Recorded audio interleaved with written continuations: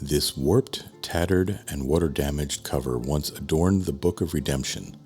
The book was a ledger recording the names of donors who helped fund a new building for Vernon AME Church in Tulsa, Oklahoma, because the original church had been burned down in a conflagration of racial violence known today as the Tulsa Race Massacre.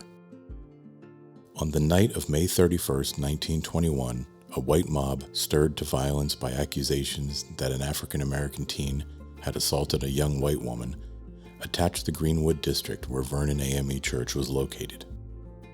Throughout the night and the following day, the mob assaulted residents, looted homes, and set fire to businesses. At some point, several people fled to Vernon AME, huddling together in a basement closet as flames consumed buildings nearby. When it was over, nearly 35 city blocks were destroyed. Hundreds of men, women, and children were killed or injured. An estimated 9,000 residents were left homeless. Vernon AME was almost destroyed. Only the basement and parts of the lower level survived. The Sunday after the massacre, though, members gathered in the damaged building to celebrate communion. It hosted a high school graduation ceremony and other community events. It helped distribute food and aid to those who had lost their homes and businesses. The biblical faith of its parishioners was a light in these dark times, bringing hope and comfort to a community that had lost nearly everything. Plans were almost immediately put in place to rebuild the church on the surviving foundation. Members raised a building fund of around $1,100. The main church building was completed in 1928. By this time, membership had doubled to approximately 400. By 1940, membership rose to 800, and all debts have been paid. The names of donors who helped fund the new building were recorded in a ledger that members called the Book of Redemption.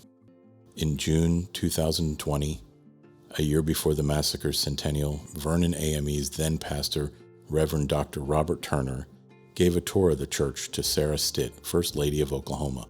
He showed her the Book of Redemption, which had been recently rediscovered in the church's basement. The ledger was in fragile condition. Its cover was warped, its pages loose and water-damaged. Hoping to save this piece of history, Reverend Turner and First Lady Stitt contacted Museum of the Bible. Over a period of several months, the museum's conservators worked to restore the ledger and return it to the church in time for the centennial commemoration.